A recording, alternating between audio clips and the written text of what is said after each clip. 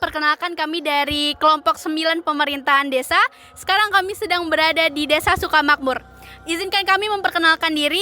Perkenalkan, nama saya Jenny Rosita Sihite dengan NIM 240906011. Nama saya Widyo Kornikova Siahaan dengan NIM 240906063. Nama saya Dwi Yolanda dengan NIM 240906065. Perkenalkan, nama saya Sabila Arja dengan NIM 240906777. Perkenalkan, nama saya Muhammad Afkar Jahfal Sregar dengan NIM 240906059. Perkenalkan, nama saya William Kevin Samuel Pangaribuan dengan NIM 240906105. Sekian perkenalan dari kami. Terima kasih. Assalamualaikum warahmatullahi wabarakatuh. Selamat sore. Bang, izin kami memperkenalkan diri kami terlebih dahulu. Nama saya Muhammad Afkar Jahfal Sregar. Saya dari Fakultas Ilmu Sosial dan Politik, Prodi Ilmu Politik Universitas Sumatera Utara. Di sini ada teman saya. Nama saya William Pangaribuan, Fakultas Ilmu Politik. Izin Bang, untuk Abang untuk memperkenalkan diri terlebih dahulu. Baik, Waalaikumsalam. selamat siang dan sore. Baik, nama saya Supriyanto Esa. Saya selaku Sekretaris Desa Suaman Kecamatan Kedua Kabupaten Deli Serdang. Terima kasih Bang sebelumnya untuk menerima kami di sini dalam rangka wawancara mengenai keuangan desa dalam memenuhi tugas mata kuliah kami, mata kuliah pemerintahan desa. Di sini Bang, kami ada 3 pertanyaan yang akan kami tanyakan untuk wawancara ini Bang. Untuk pertanyaan pertama, saya sendiri yang akan bertanya, untuk mekanisme apa saja yang sudah diterapkan di desa ini untuk memastikan transparansi pengelolaan data anggaran dana desa berjalan dengan efektif Bang? Baik, terkait dengan mekanisme apa saja yang sudah diterapkan di desa ini, maka saya jawab dengan membuatnya infografis publik, ya, besarannya anggaran pendapatan desa dan pengeluaran desa Sukamakmur agar dapat diketahui oleh masyarakat, warga setempat. Dan kita pun juga melakukan seluruh kegiatan-kegiatan pembangunan itu selalu dengan papan anggaran. Jadi kita terbuka, tidak ada yang kita tutup-tutupi. Untuk pertanyaan selanjutnya mungkin dari teman saya Bang. Pertanyaan keduanya Bang, apakah rencana dan inovasi yang akan diterapkan kepala desa ke depannya untuk meningkatkan kualitas transparansi dana desa? Ya, ini zaman, kita harus mengikuti zaman ya, terkait sekarang ini banyak nih media sosial. Jadi desa Sukamakmur ini sudah ada juga di Facebooknya, ada juga kegiatan itu mungkin kedepannya kita di situ ke media sosial, kegiatan-kegiatan apa yang ada di desa Sukamakmur itu akan kita dimasukkan ke media sosial, baik dalam pembangunannya, baik dalam segala halnya situ semua gitu. Pertanyaan terakhir Bang, bagaimana proses penyusunan anggaran, pendapat dan belanja desa dilakukan di desa ini? Proses penyusunan anggaran. Ya, proses penyusunan anggaran itu memiliki tahapan-tahapan dia kan, langsung jebret jadi gitu. Jadi tahap-tahapannya itu, kita ada musyawarah desa, penyusunan RKPD, penyusunan rancangan APBDes, penetapan APBDes, pelaksanaan APBDes, melaksanakan realisasi kegiatan tersebut. Dan itu diketahui oleh BPD, Badan Pengawasan Desa, LPM, juga ada terkait itu dengan staf kepala dusun dan rancangan itu. Mungkin Bang, itu aja yang kami tanya kepada orang Abang, 3 pertanyaan tadi Bang. Semoga jawaban Abang bisa bermanfaat bagi kami. Terima kasih juga Bang udah menyambut kami dengan baik. Saya Afkar, izin Bang untuk mengakhirinya Bang. Assalamualaikum warahmatullahi wabarakatuh. Halo semua, perkenalkan nama aku Jenny Rosita Sihite dari Prodi Ilmu Politik Ganjil dengan NIM 240906011 dengan rekan saya Widya Kornikova Sihaan dengan NIM 240906063. Nah, kali ini kita tidak berdua saja, kami sedang bersama dengan Ibu. Nama saya Ibu Tika. Ibu di warga desa. Saya warga desa sekaligus guru PAUD Desa Sukamakmur. Jadi kami Kader Desa Sukamakmur.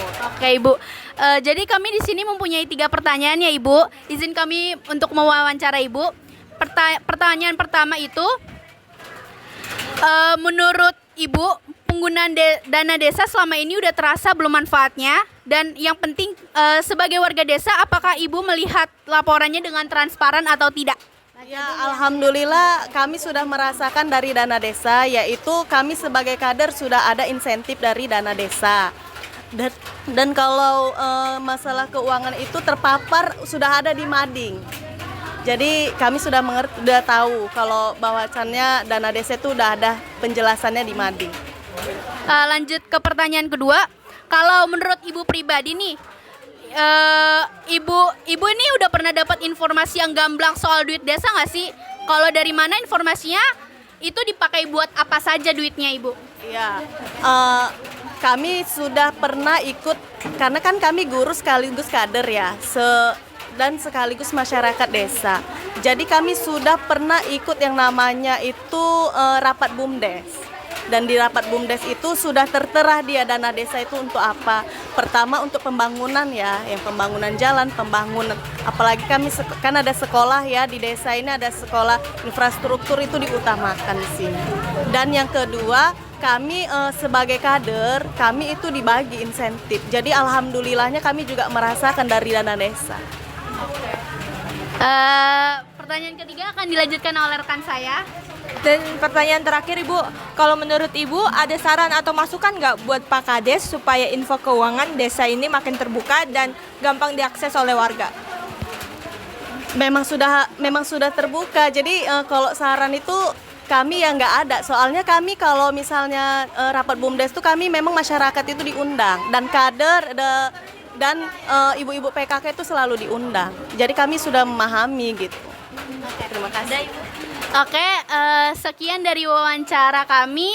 Kurang lebihnya mohon maaf. Terima kasih ibu-ibu sekalian.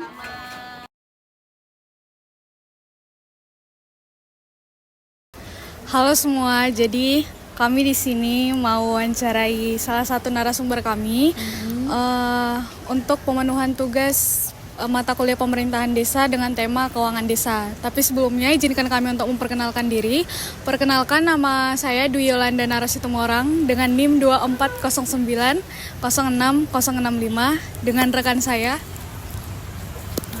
Halo semua, perkenalkan nama aku Sabila Arja dengan NIM 240906067. Halo semuanya, saya Ira Rizka Aisyah Lubis. Saya dosen di program studi ilmu politik FISIP USU. Kita langsung aja ke pertanyaannya ya Kak. Boleh. Kak, pertanyaan pertama, menurut Kakak sebagai akademisi, bagaimana Kakak melihat perkembangan pengelolaan keuangan di desa di Sumatera Utara ini secara umum? Oke, jadi sebelumnya saya itu mau notice kalau sebenarnya pemerintahan desa itu bukan kepakaran saya nih, cuman karena kita ilmu politik dan ya mau nggak mau kita kan dituntut untuk mengetahui dasar-dasarnya ya. Kalau pertanyaan kelompok ini saya lihat memang terlalu spesifik tentang pengelolaan keuangan. Nah, yang perlu kita ketahui sebelumnya kalau pengelolaan keuangan itu menjadi secret receipt atau bahkan urusan dapur gitu. Kalau di suatu lembaga dan bahkan pemerintahan desanya.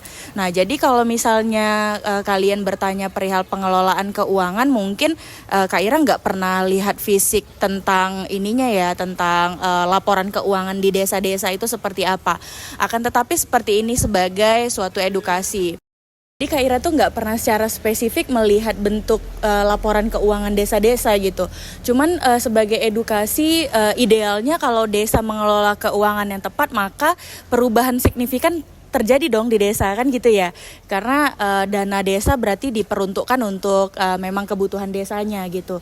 Nah, mungkin yang bisa jadi highlight kita bersama adalah kalau desa di Sumatera Utara ini mengalami perubahan yang signifikan, maka pengelolaan keuangannya pasti oke.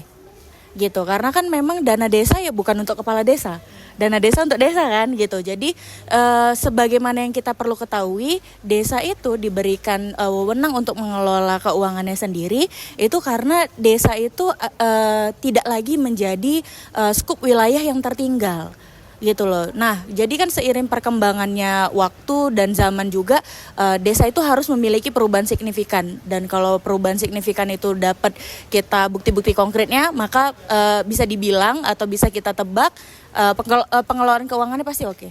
Gitu. Kalau menurut Kak Ira seperti itu. Jawabannya informatif sekali ya Kak. Kita lanjut ke pertanyaan kedua ya Kak. Menurut Kakak nih, bagaimana strategi yang ideal untuk memperkuat sinergi antara pemerintah daerah, desa, dan perguruan tinggi dalam mengawal keuangan desa di Sumatera Utara, Kak? Oke, bagaimana idealnya kolaborasi ya antara beberapa pihak ya. Nah, kalau kolaborasi antara beberapa pihak ini kita lihat dulu mereka tupoksi atau memang posisinya seperti apa nih gitu. Kalau dia pemerintah daerah, idealnya mereka itu melakukan posisi pengawasan. Kalau dia pemerintahnya di atas desa, pemerintah daerah. Kalau dia pemerintah daerah, maju lagi. Kalau dia pemerintah daerah, berarti kan dia ranah pemerintahannya di atas dari wilayah desa. Nah, idealnya fungsi dari pemerintahan daerah itu adalah melakukan pengawasan.